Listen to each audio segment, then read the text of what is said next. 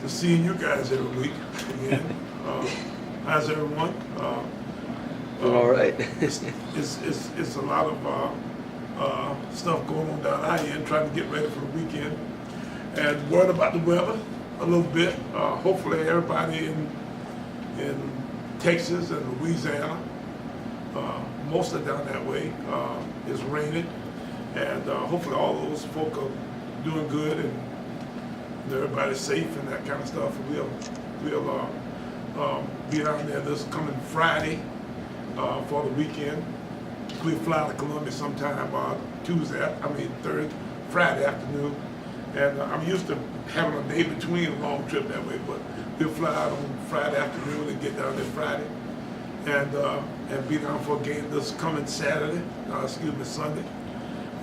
in Baton Rouge, Louisiana, at Southern's home stadium, the MEAC SWAC challenge. So, it's a big deal for us and a big opener. Had kind of a rough year last year. We're looking forward to trying to make some amends that way. Got a little bit better schedule, got home games this year. That's kind of a strange kind of sensation in itself. We've got 6 home games, and I don't know where to even start that way. Ordinarily, I'd be packing bags and going places. Well, we will this week, but after that, we'll be home for a couple of weeks, and then from there, we get into our conference race. So we'll figure out pretty quickly here whether we're going to be any good or not. We think we got a chance to be okay. I think we got a chance to be pretty good, actually. And, if we can, kind of grow up quickly that way. We've got a lot of guys on those rosters that weren't in the depth chart last year or weren't on the statistical charts. When you start looking at our defense, we bring both of our top tacklers back. Most of the top statistical guys are back. But on offense, we lost a lot of bodies. Top rushers, top pass receivers, just top guys in general. All of our quarterbacks are kind of new. Dwan played a little bit last year toward the end. Looks like he's going to be our starter going forward.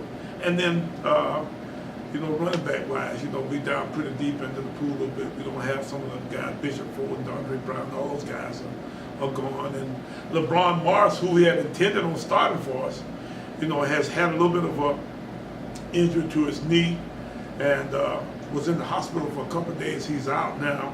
We're hoping that he can play, but right now we're not so sure. If not, Datron James and some of that crowd, if you look at the depth chart, will be able to take hold. We got Trey Samuels back. Trey tore his ACL last year, and he was the starter at the beginning of the year last year, so we've got him back. So we think that we can still be okay at running back, but we do feel a little bit of I heard the fact that we look like we might not have LeBron Morris. That's it, guys. Shoot, questions. Coach, with so many unknowns that you just talked about, how worrisome then does the opener become when you have all these questions you feel you have to answer starting week 1? Well, it's a little bit scary, Joe. We've got lots of, unknowns going into this game. I guess the biggest unknown is us ourselves. Some of the new faces that we got around the whole, maybe landscape here. But now, maybe even a bigger unknown is Southern and some of their kinds of possibilities where they can go. We hear that that they may be changing some things around in their defense. We're not exactly sure where that takes them. There's been some chatter down there about the fact that they gave up a bunch of big plays last year, so we know there'll be some different looks of sorts, and that's kind of the way it works anyway. The first game of the year, you always have some unknowns that way, so there'll be some surprises. Hopefully, we'll be able to surprise them with some of our new concepts and thoughts and that kind of stuff. But that's kind of the first game of the year. Everybody has those kinds of issues, so you just got to get yourself kind of prepared and be ready to adapt and adjust as you go. Buddy, what's the biggest strength of this team? Well, let's hope it'll be defensive numbers. The depth chart over there is pretty stacked. They lose a little bit in the back end of the defensive approach. But we think the strength of this team ought to be the defensive overall process that way. We think we ought to be able to stop people. We bring some pretty good football players back over, Darius and Deshaun, and then up front, I think we got some good young defensive front guys. Paul McIver, Terrell Goodman, Big Shaq, and some of those guys, that you can, ordinarily think would be, pretty stiff inside guys there. So we think we've got enough bodies on defense to be pretty good that way. And then, hopefully offensively we'll get back to being able to run the football a little bit now.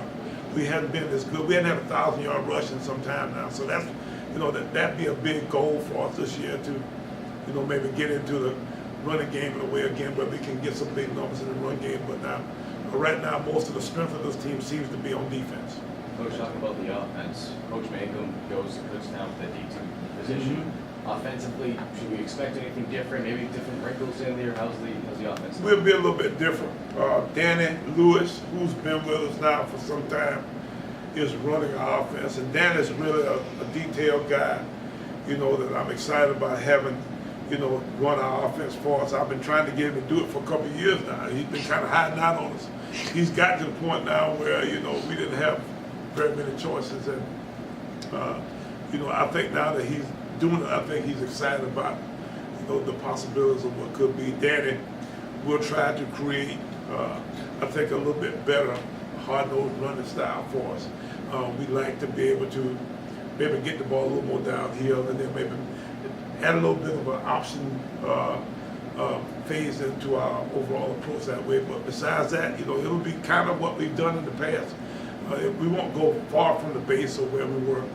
We just got to do a little bit better job of being consistent, executing our overall approach, our short yardage goal line plan, being able to run the ball a little bit better. Coach, what just excites you about the opportunity to play on a national stage? I mean, this Sunday, there's not pro football you're competing with. The spotlight's on college football, and you guys are one of the showcase games. Well, that's always fun to be a part of the ESPN package that way. They put this thing together in a time frame where I think, we pretty much the only football game on at that point. It's a national kind of opportunity. I think it's 1:30 their time, 2:30 here. And, it's always exciting to go out and open up on national TV this way. So, we're excited about the opportunity.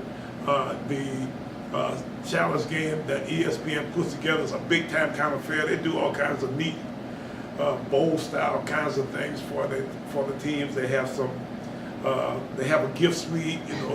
We get a chance to maybe, take a few extra fans, some of the supporters and friends of our program that way. So we get a chance to make it an eventful kind of weekend in a way where we get a chance to do some things that you wouldn't ordinarily get a chance to do. So it's an opportunity for schools our size to have a bowl game kind of style atmosphere. Anytime you get a chance to do a little something extra for your team that way, as hard as it is to be a football guy, all the stuff you got to do, then it's good to reward them that way. We're excited about having this opportunity.